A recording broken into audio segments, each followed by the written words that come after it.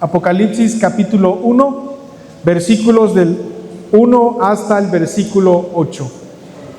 Dice así la palabra de nuestro Dios: la revelación de Jesucristo que Dios le dio para manifestar a sus siervos las cosas que deben suceder pronto, y la declaró enviándola por medio de su ángel a su siervo Juan, que ha dado testimonio de la palabra de Dios y del testimonio de Jesucristo y de todas las cosas que ha visto. Bienaventurado el que lee y los que oyen las palabras de esta profecía y guardan las cosas en ellas escritas, porque el tiempo está cerca. Juan, a las 7 iglesias que están en Asia: gracia y paz a vosotros, del que es y que era y el que ha de venir, y de los 7 espíritus que están delante de su trono, y de Jesucristo, el testigo fiel, el primogénito de los muertos, y el soberano de los reyes de la tierra, al que nos amó y nos lavó de nuestros pecados con su sangre, y nos hizo reyes y sacerdotes para Dios su Padre. A Él sea la gloria, el imperio, por los siglos de los siglos. Amén. He aquí que viene con las nubes, y todo ojo le verá, y los que le traspasaron, y todos los linajes de la tierra harán lamentación por él. Sí, amén. Yo soy el Alfa y el Omega, el principio y fin, dice el Señor, el que es, que era y el que ha de venir, el Todopoderoso.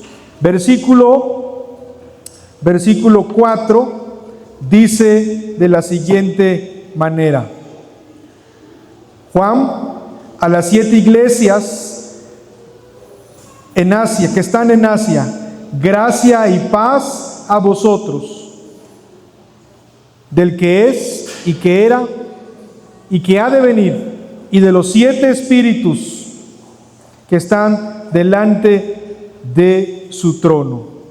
Gracia y paz a vosotros. Gracia y paz a vosotros. Hoy nuestro tema en esta mañana tiene como nombre esta frase: gracia y paz a vosotros. Básicamente es el saludo trinitario a las 7 iglesias. Aquí hay un saludo trinitario a las 7 iglesias. Miren, una de las cosas que nosotros, los seres humanos, y en cierta manera depende de la cultura, en cierta forma, el contexto, el lugar donde nosotros estamos, es el saludo. Siempre enseñamos a los más pequeños a saludar. Y cuando un pequeño entra en una casa que no es su casa y se encuentra con adultos y no saluda, siempre decimos: oye, saluda al hermano, saluda a fulano de tal. E incluso como adultos, cuando nosotros estamos pasando y caminando y nos topamos con alguien que conocimos, le expresamos un saludo. Hay diferentes formas en que nosotros saludamos. Cuando pasamos por algún lugar que nosotros conocemos y sabemos que hay un amigo o hay un hermano en Cristo en aquella región, a veces nos detenemos y llegamos a su casa y la persona con el que llegamos dice: ¡qué milagro! Bueno, es que venía por aquí y pasé a saludarte. ¿Por qué saludamos nosotros las personas? Hay quienes dicen simplemente porque es una cuestión de respeto nada más, porque es una forma de enseñar buenos modales, porque de esa manera los pequeños se van enseñando junto con los adultos la importancia de respetar al otro. No cabe duda que todas estas cosas que se mencionan pues están implícitas dentro del saludo y es bueno recomendarlo. Pero cuando nosotros pensamos acerca del saludo que nosotros brindamos, es porque trae implícito de que quien saluda está presente en ese lugar, se hace presente en ese lugar y toma en cuenta a aquellas personas a las cuales está visitando, por ponerlo en esos términos. En la Biblia nosotros encontramos saludos. La mayoría de las cartas de Pablo saluda a las iglesias. Y aquí en Apocalipsis no es la excepción. Solamente que aquí es muy interesante notar que es el Dios Trino saludando a las iglesias. ¿Y qué implicación tiene esto para nosotros como creyentes? Nosotros como iglesia creemos en la omnipresencia de Dios. ¿Qué quiere decir eso? Que Dios está presente siempre. O dicho de otra manera, todos nosotros, no hay ningún momento, no hay ningún instante, ningún tiempo que no estemos presentes delante de nuestro Dios. Siempre estamos presentes. Pero el ajetreo de la vida, lo rutinario de la vida, lo rápido de la vida, hace que a veces se nos olvide que nosotros vivimos delante del rostro de Dios, delante de la presencia de Dios. Y cuando nosotros leemos aquí un saludo trinitario, es una forma que nosotros podemos notar que Dios está presente siempre, cualquiera que sea la circunstancia o el contexto de su iglesia. Dios nunca está ausente de su pueblo, nunca está lejos de su pueblo. Él siempre está presente. Él está en su iglesia verdadera. Él está con su iglesia verdadera. Saluda a nuestro Dios es para recordarnos a nosotros que no debemos olvidar que estamos delante de la presencia de nuestro Dios. No hay ningún momento en el que Dios no esté presente. Siempre Él está presente. Por eso aquí encontramos este saludo del Dios Trino. Y con esto queremos decir que seguimos nuestra secuencia de los sermones que estamos llevando. Ahora nos encontramos en esta sección del saludo de la carta. Juan va a saludar a la iglesia, pero Juan está escribiendo y el saludo en el fondo es el saludo del Dios Trino, como veremos en breve.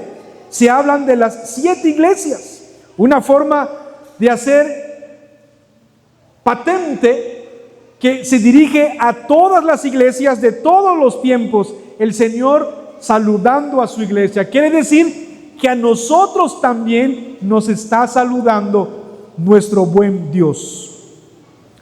Hoy vamos a ver 3 cosas muy importantes. Vamos a ver que la iglesia es saludada por la Trinidad, por el Dios Trino, quien pactó en la eternidad y operó la salvación de su pueblo en la historia humana. Y en este saludo vamos a notar 3 cosas. La primera cosa que nosotros vamos a ver, así de sencillo, vamos a ver quién es el que está saludando. El saludo trinitario, el saludo de nuestro Dios. En segundo lugar, vamos a notar el contenido del saludo trinitario. Hay un mensaje allí. Y finalmente, nosotros vamos a hablar acerca de la conclusión de este saludo. Hay una conclusión y hay que notarlo. 3 cosas muy importantes en esta sección del libro de Apocalipsis. Dicho esto, escuchemos entonces el saludo de Dios a la iglesia de Cristo. Escuchemos a través de estas palabras que Dios siempre está presente en su reino cósmico creado, en este mundo. Está presente en su iglesia y nunca abandona a su iglesia. Y saluda para recordarnos. Es como decir: hola, gracias soberana, aquí estoy yo, no me he olvidado de ustedes. No se olviden de Dios. Veamos el saludo trinitario. El anciano apóstol Dice el texto que se dirige a las 7 iglesias de Asia, versículo 4. Vean cómo dice. Juan, a las 7 iglesias que están en Asia. Él se dirige a las 7 iglesias. La elección del número 7 aquí no es algo ocurrente, no es algo que se le sacó de la manga a Juan, no es algo accidental, sino que este número 7 es el número escogido por el Espíritu Santo en ese tiempo, en ese contexto también, que hace referencia a 7 iglesias, a través del cual Juan va a destacar, a través del número 7, la plenitud o la finalidad de lo que se está diciendo. Es la plenitud, lo completo. Y el número 7 tiene su origen en los 7 días de la creación, si ustedes recuerdan. Es en el primer lugar donde nosotros escuchamos el número 7. Ahí nosotros vemos primer día, segundo día, tercer día, y llega séptimo día que Dios escoge para descansar. Entonces, el número 7 nos remonta a Génesis capítulo 1, pero también nos habla de este concepto de que todo se ha realizado, todo es pleno, hay una finalización completa.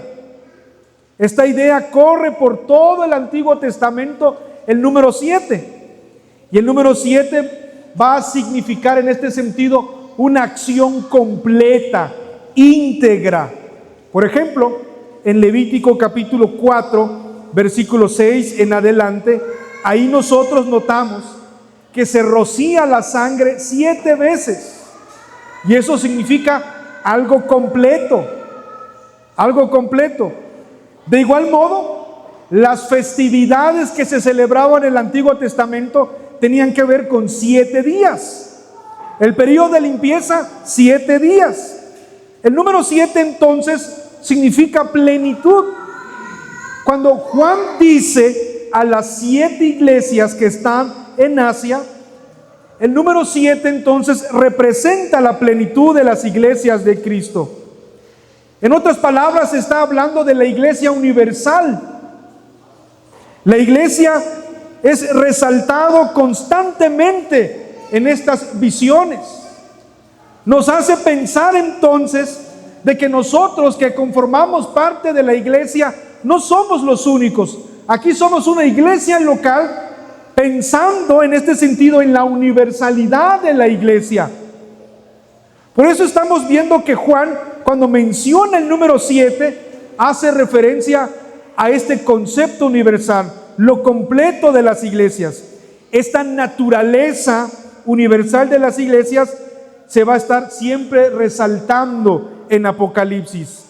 Y siguiendo el contexto de este párrafo, noten la mención de 7 candelabros del templo. En el versículo 12 se menciona: y me volví para ver la voz del que hablaba conmigo, y vuelto vi 7 candeleros de oro. Y en el versículo 20 nos explica lo que significa 7 iglesias.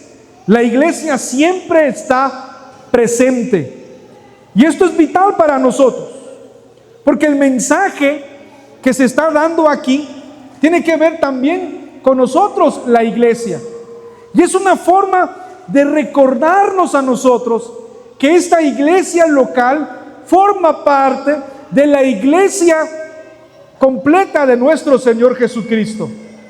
La universalidad de la iglesia se hace presente en la localidad de la iglesia. Formar parte, ser miembros de una iglesia local, es ser miembros también de la iglesia universal. Ese es el camino. No podemos decir: yo soy miembro de la iglesia local, pero no formo parte de una iglesia, soy miembro de la iglesia universal, pero no soy miembro de ninguna iglesia local. Juan nos recuerda aquí que cuando habla de 7 iglesias que están en Asia, tiene que ver con todas las iglesias. Jesús se está dirigiendo a la iglesia universal, está haciendo referencia a estas iglesias. Más adelante se menciona el nombre de estas iglesias, ¿no? El versículo 11, a las 7 iglesias que están en Asia: Éfeso, Esmirna, Pérgamo, Tiatira, Sardis, Filadelfia y Laodicea. Pero en el saludo solamente se menciona 7 para destacar el concepto de universalidad. En la visión se destaca con precisión a las 7 iglesias con nombre, para destacar la localidad de las iglesias. Ahí nosotros vemos universalidad y localidad de las iglesias. Estas dos cosas son importantes y debemos considerarlo cuando nosotros leamos y veamos este número de las 7 iglesias. Entonces, la salutación y el mensaje profético en realidad está dirigido a todo el cuerpo glorioso de Cristo. Está dirigido a la iglesia de cada época entre la primera venida de Cristo y la segunda venida de Cristo. Dios está saludando a su iglesia. Él se dirige a su iglesia, se dirige a nosotros. Y vean que Juan es el que escribe. Él menciona Juan a las 7 iglesias. Aquí se está identificando el autor humano que escribe esta salutación. Y este autor humano no es otro que Juan el apóstol. Aunque él no menciona anciano, aunque él no dice apóstol, se sobreentiende que en ese tiempo era el último de los apóstoles, el más grande que había ya en el sentido de edad. Era avanzado de días. Todos conocían a Juan. Por eso no hay problema con ello. Juan se identifica aquí, pero en realidad lo importante que hay que destacar de este hecho significativo, de que Juan no ponga apóstol, de que Juan no se llame así como anciano, es porque él quiere menguar aquí para destacar que quien va a saludar es nuestro Dios Trino. Él ocupa el centro en la vida del ministerio de Juan. Y él tiene que ocupar el centro, Dios, en la vida de la iglesia. Ese es el saludo. Pero veamos ahora el contenido de este saludo. Vean cómo sigue ahora. Versículo 4. Gracia y paz a vosotros del que es y que era y que ha de venir, de los 7 espíritus que están delante de su trono, y de Jesucristo, el testigo fiel, el primogénito de los muertos, el soberano de los reyes de la tierra, al que nos amó y nos lavó de nuestros pecados con su sangre y nos hizo reyes y sacerdotes para Dios su Padre. A él sea la gloria, el imperio, por los siglos de los siglos. Amén. Allí está el contenido. Hay un saludo, hay un contenido, hay un mensaje. La forma en que está dicha, este mensaje en forma de saludo, es enriquecedor. Porque aquí, en el saludo que nosotros encontramos, se mencionan elementos típicos de un saludo cristiano de aquella época. Empieza con gracia y paz a vosotros. Gracia y paz a vosotros. Hay dos maneras de entender esto. La palabra gracia era la forma de saludar de los griegoparlantes. Así se saludaban, charis. La palabra paz era la forma de saludarse, en este caso de los judíos, shalom. Podemos pensar en primer momento que hay una adaptación en el saludo aquí de nuestro Dios, que se dirige a aquellos que son gentiles, pero también a aquellos que forman parte del pueblo judío, pero que son creyentes. Es una manera de entender esto. Pero no solamente tenemos que pensar en términos de etnia como tal, sino que esto tiene una dimensión teológica. Porque cuando hablamos de gracia y paz, estamos haciendo referencia a dos elementos que toda iglesia requiere, toda iglesia local requiere para poder marchar, caminar, avanzar en este mundo caído. Toda iglesia requiere entonces de gracia de Dios. ¿Qué quiere decir esto? Que todos los que están reunidos en la iglesia, como Esmirna, como Éfeso, Pérgamo, ellos han sido objetos de la gracia de Dios. Los creyentes en ese lugar han sido objetos de la gracia de Dios. Que en esas circunstancias, como veremos más adelante, que ellos van a atravesar, lo que ellos requieren es la gracia de Dios. ¿Esto qué quiere decir? Que la base o el centro o el enfoque para el caminar de esta iglesia está en el cimiento de la gracia de Dios. Ahí se encuentra. Es lo que nosotros necesitamos, gracia, para que entendamos que no se trata de nuestras propias obras, que no se trata de lo que yo hago, digo, de lo que yo presumo, sino que se trata de lo que Cristo hizo por nosotros. Y paz es ese shalom en nuestra vida que solamente Dios puede dar, que hace florecer en nuestro interior paz en medio de las tormentas, que hace brotar de nosotros gozo, alegría, aun cuando a nuestro alrededor y nuestras circunstancias son completamente adversas y difíciles. La iglesia necesita de gracia y de paz. Por eso, este elemento de saludo que encontramos aquí es un elemento de aquella época y nos está presentando lo que cada iglesia, lo que cada creyente necesitaba. Necesitaba gracia de Dios para perseverar en su fe, en el contenido de su fe, y perseverar en su fe en medio de las tribulaciones, especialmente cuando hay una presión del mundo para que sus miembros den la espalda a Dios. La iglesia necesita de paz interna en medio de tanta confusión, de tantas vicisitudes, de tanta convulsión y agitación externa que solo Dios puede dar a cada creyente, porque Dios es eterno y soberano. Por eso la iglesia necesita gracia y paz de parte de Dios. Acto seguido, vean lo que dice: del que es y que era y el que ha de venir, de los 7 espíritus que están delante de su trono.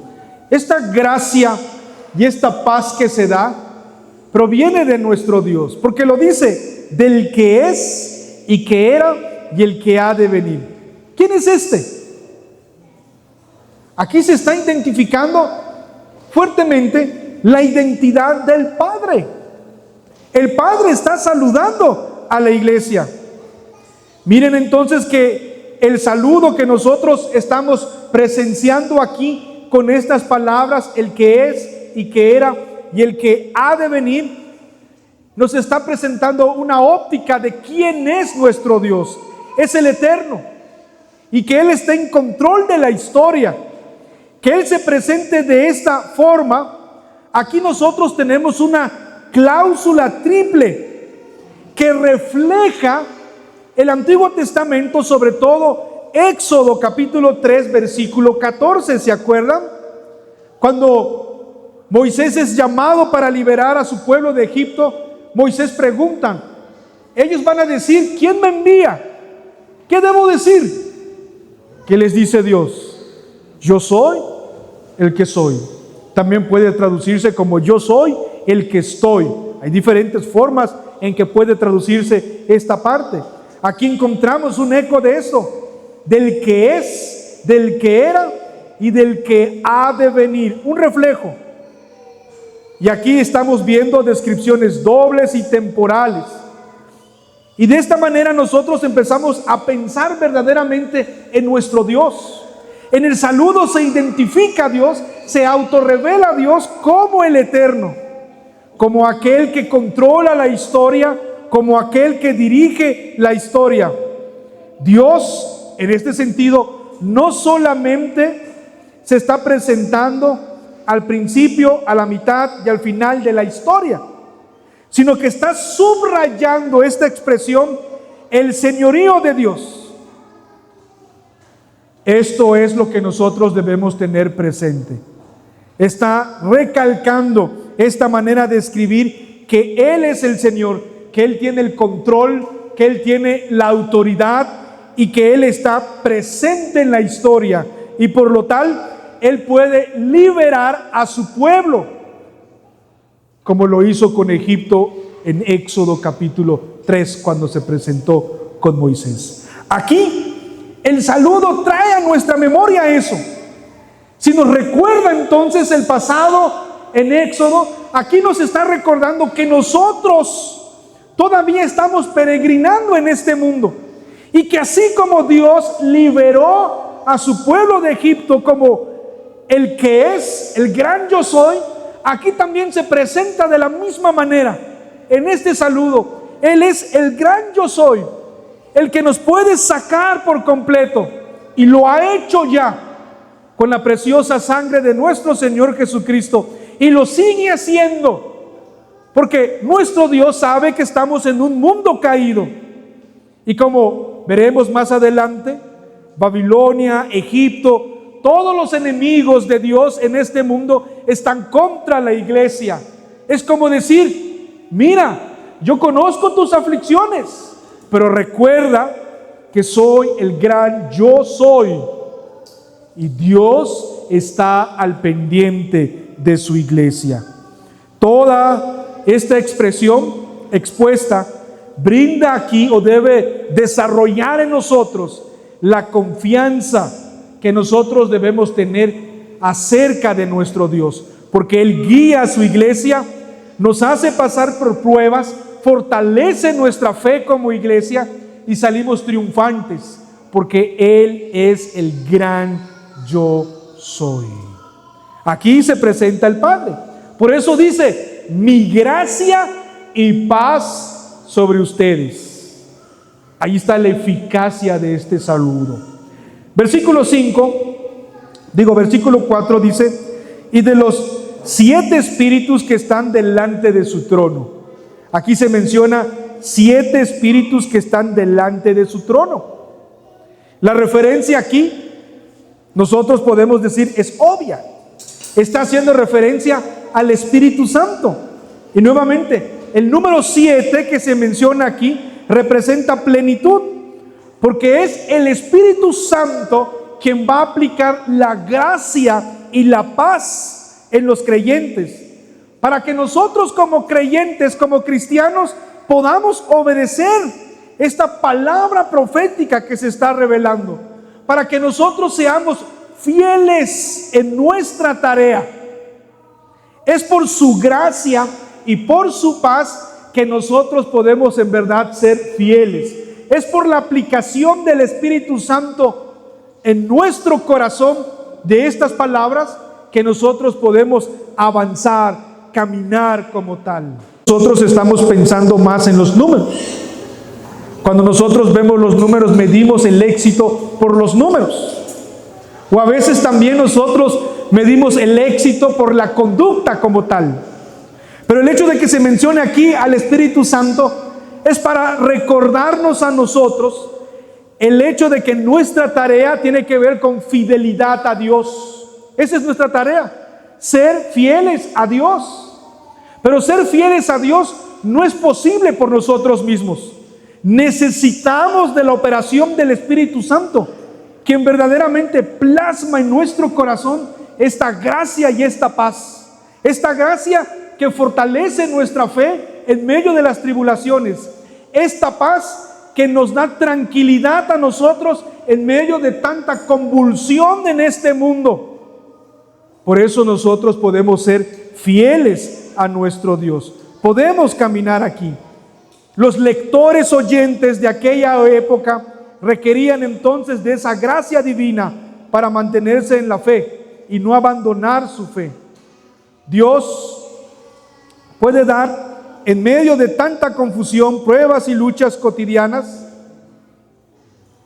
esta fe y esta paz. Él la da, y la da firmemente a los suyos, y pueden salir adelante.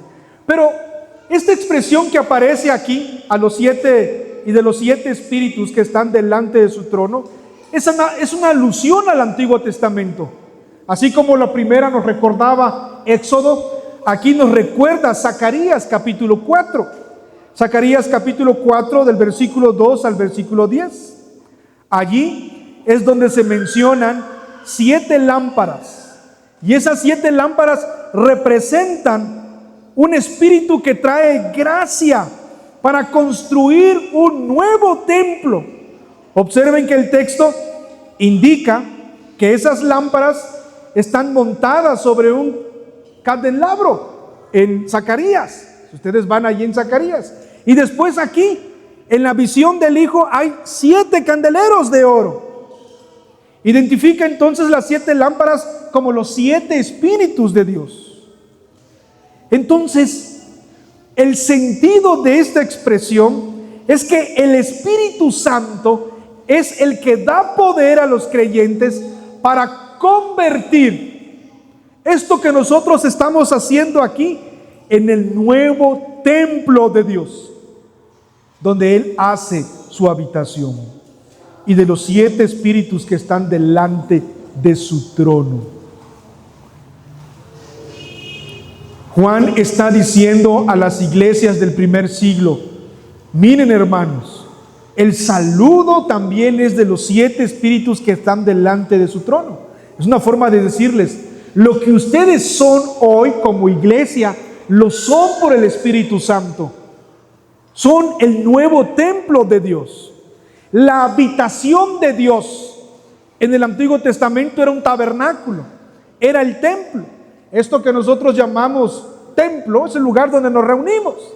Pero el templo espiritual es la iglesia, los que conforman la iglesia. Y el Espíritu Santo entonces es quien da poder al creyente para convertirse en este sentido en el nuevo templo de Dios, donde Él hace su habitación. Por eso decimos que Él habita en su templo, está entre nosotros, habita en nosotros. Esa es la realidad que nosotros debemos tener presente, que cuando nos reunimos como iglesia debemos vernos como el nuevo templo de Dios en esta era, donde Él está presente. Pero no termina allí el saludo. Vean el versículo 5. Y de Jesucristo, el testigo fiel, el primogénito de los muertos y el soberano de los reyes de la tierra, al que nos amó y nos lavó de nuestros pecados con su sangre. Aparece aquí Jesucristo. Jesucristo saludando a su esposa, la iglesia.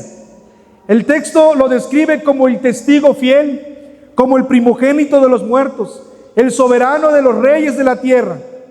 Juan cita 3 expresiones del Salmo capítulo 89.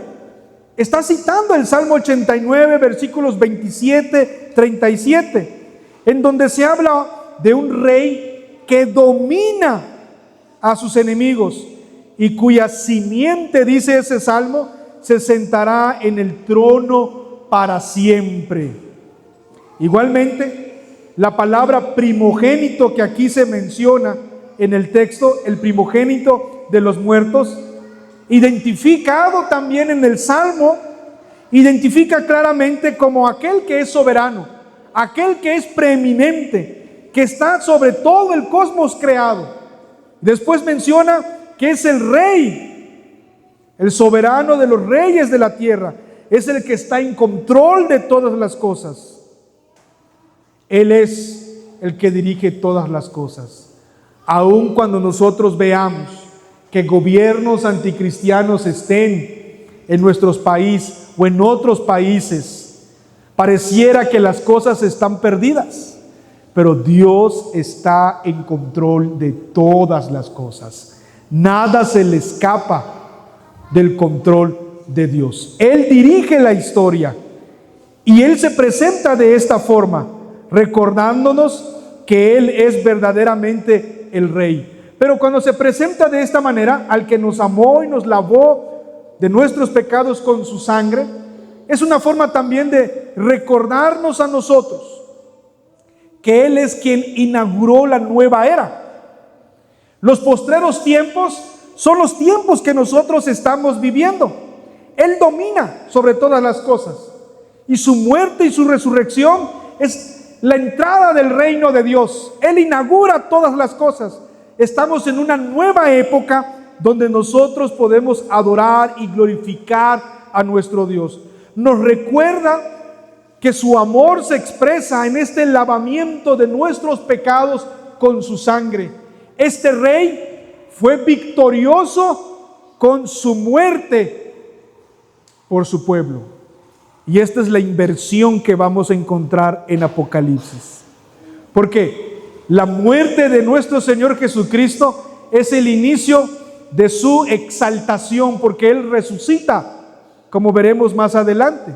¿Esto qué quiere decir? Que nuestros sufrimientos, incluso nuestra muerte como tal, no es el fin, sino que es el inicio de todas las cosas. Para nosotros, los creyentes, Cristo se presenta de esta manera. Después el versículo 6 dice que nos hizo reyes y sacerdotes para Dios su Padre. A Él sea la gloria, el imperio por los siglos de los siglos. Amén. No solamente nos ha lavado con su sangre preciosa, es decir, nos ha perdonado nuestros pecados, sino que ahora nos ha dado una nueva identidad. Somos reyes, somos sacerdotes. Lo que en el Antiguo Testamento era para una tribu, ahora es para toda la iglesia de Dios. El triple oficio del creyente es restaurado por la obra de Cristo. Somos profetas, somos reyes, somos sacerdotes por lo que Cristo ha hecho. Podemos estar delante de la presencia de nuestro Dios, no por nuestras capacidades, sino por lo que Cristo ha hecho por nosotros. Nos hizo reyes, sacerdotes para Dios su Padre. Una alusión también a Éxodo capítulo 19. Cuando Dios reúne a su pueblo al pie de la montaña, les dice que quiere hacer una nación de real sacerdocio, les dice. Pedro también recuerda esto. Tenemos una nueva identidad en Cristo. Jesús saludando a su iglesia y recordando lo que nosotros somos ahora en Él. Esta es nuestra identidad. Somos reyes, somos sacerdotes para Dios su Padre, y como tal tenemos que vivir como lo que somos. Una de las características del rey es que aplicaba justicia, y nuestra justicia tiene que ser conforme a la voluntad de Dios. ¿Qué significa esto? Que nuestra conducta tiene que glorificar a Dios. Tenemos que obrar correctamente donde quiera que nosotros estemos. Vivimos bajo esta conciencia de que nosotros ejercemos la justicia para con nuestro Dios. Hacemos buenas obras y las hacemos conforme a su voluntad. El que trabaja de policía es honesto, aplicando la justicia. El que trabaja como maestro, el que trabaja como abogado, el que trabaja como albañil o lo que fuera su oficio, su conducta tiene que reflejar que conoce la voluntad de Dios. El sacerdote, una de las características del sacerdote es la santidad. ¿Y qué es la santidad? Que vive apartado para Dios. Que todos nosotros como tal vivimos bajo esta conciencia de que no me pertenezco a mí mismo, sino que pertenezco a mi fiel Salvador. Que tengo un dueño, que tengo un Señor. Y en este sentido mi vida se caracteriza, se puede notar como alguien que vive en santidad, que dice no a las cosas que nos llevan por caminos de muerte, sino que glorifica a Dios sabiendo que nosotros tenemos esta conciencia que somos sacerdotes. Y si somos profetas, el profeta proclamaba la voluntad de Dios. Que nuestro hablar, dice en otros pasajes, sean sazonados. Que podamos hablar verdad del Evangelio. Que proclamemos el nombre de nuestro Señor. Si hemos sido perdonados por nuestro Señor Jesucristo, por el Rey, y tenemos esta nueva identidad, el saludo de nuestro Señor Jesucristo nos recuerda nuestra identidad. ¿Quién es Jesús y quién somos nosotros? Y cierra esta parte con una doxología. A Él sea la gloria, el imperio, por los siglos de los siglos. Amén. Este saludo entonces nos guía a nosotros como creyentes a responder a tener una acción doxológica, alabar a nuestro Dios. Vean entonces que es el Dios Trino saludando a su iglesia. Se revela aquí nuestro Dios Trino y se revela también el hacer de nuestro Dios Trino. El Padre, quien salva a su pueblo como lo hizo con Israel. El Espíritu Santo dándonos a nosotros, equipándonos a nosotros con esta gracia y paz. Y el Hijo recordando nuestra identidad para que nosotros podamos vivir y caminar en este mundo como lo que somos. Este saludo trinitario entonces nos recuerda contundentemente la identidad de nuestro Dios y la identidad nuestra que pertenecemos a nuestro Dios. Pero no termina ahí. Hay una conclusión en este saludo. Versículo 7, vean cómo dice: he aquí que viene con las nubes, y todo ojo le verá, y los que le traspasaron, y todos los linajes de la tierra harán lamentación por él. Sí, amén. Yo soy el alfa y la omega, principio y fin, dice el Señor, el que es y que era, y el que ha de venir, el Todopoderoso. He aquí que viene con las nubes. Aquí es una alusión a Daniel capítulo 7. Hace la referencia a la entronización del Hijo de Dios, el Hijo del Hombre, sobre todas las naciones. Juan mira la profecía de Daniel cumplida con la entronización del Hijo de Dios, el Cristo, que está sentado a la diestra de Dios. He aquí que viene con las nubes y todo ojo lo verá. Pero también es una alusión al profeta Zacarías capítulo 12 para referirse a la victoria del pueblo de Dios. Junta dos profecías. Cristo a la diestra de Dios, Él vendrá, se ha cumplido en Jesús. Él es quien ha recibido la gloria. Pero lo segundo en Zacarías: y los que lo traspasaron, y todos los linajes de la tierra harán lamentación por Él. Zacarías 12:10 dice eso. Es interesante entender el contexto en ese pasaje, porque allí nos dice en Zacarías que era el pueblo de Israel a quien se lo está dirigiendo estas profecías. Se refiere a la victoria de Israel en el tiempo del fin de las naciones y el arrepentimiento de ellos, del pueblo de Israel, ante su Señor, porque ellos traspasaron a Dios.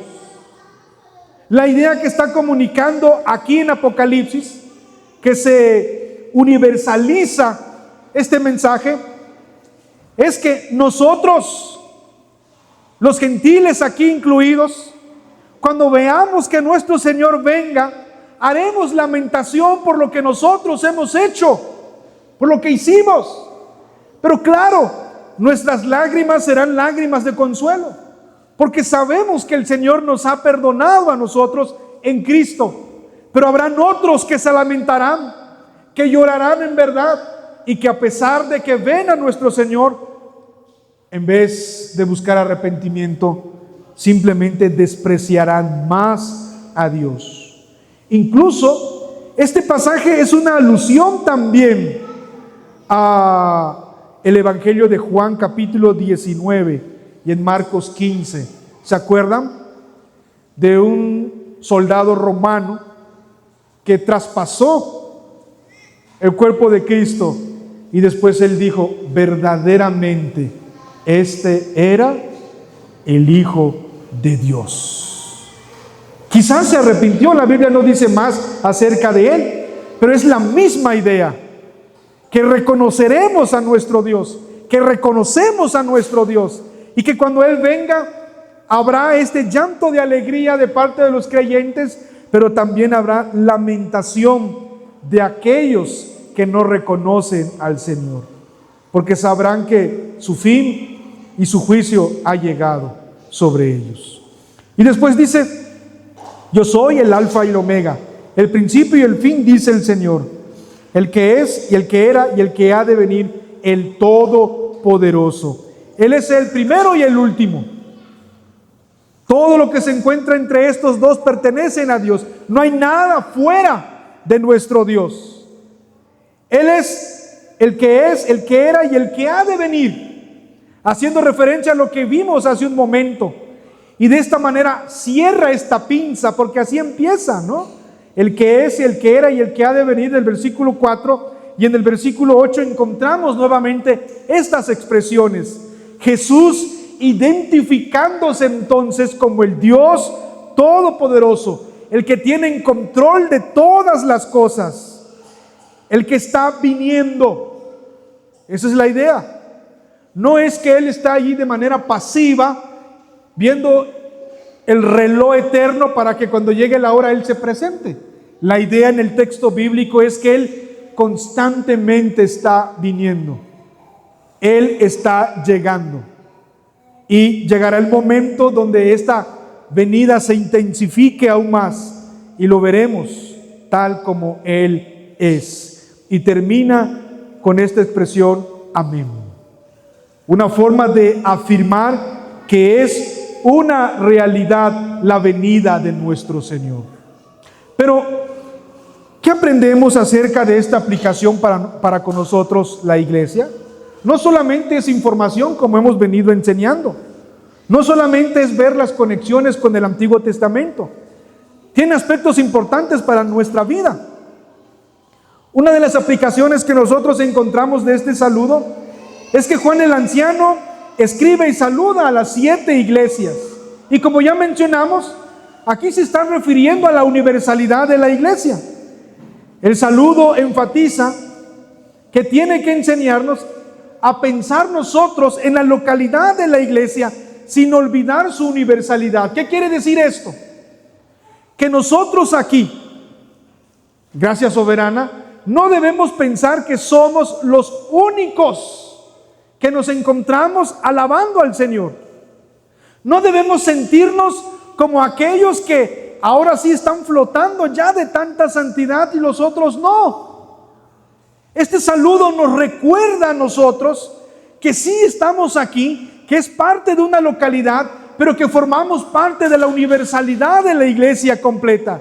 Hay otras iglesias en otros lugares adorando al Señor, en otros contextos, en otras circunstancias, con otras luchas, con otros hermanos que también tienen secuelas del pecado en su corazón.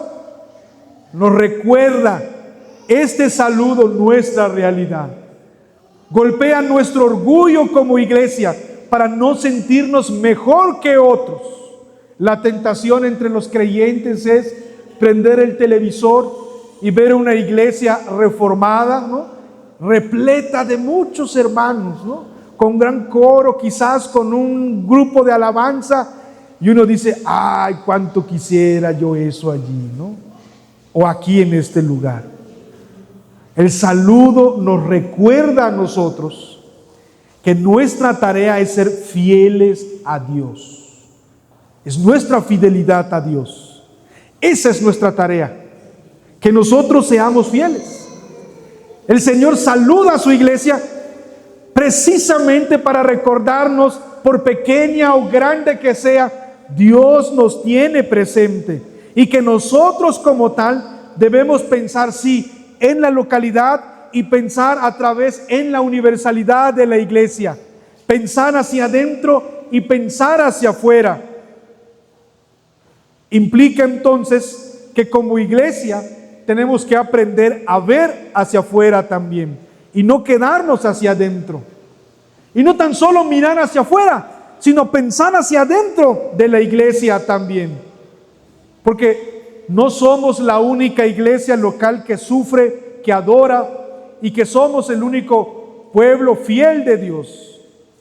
Somos seres finitos, limitados, Por lo mismo, no podemos abarcarlo todo. Sin embargo, tenemos la palabra de Dios que nos ha revelado acerca de la universalidad de la iglesia, por lo que es posible, dentro de nuestros límites, tener una visión y un horizonte amplio acerca de cómo Dios ve a su iglesia en términos generales, tanto local como universalmente.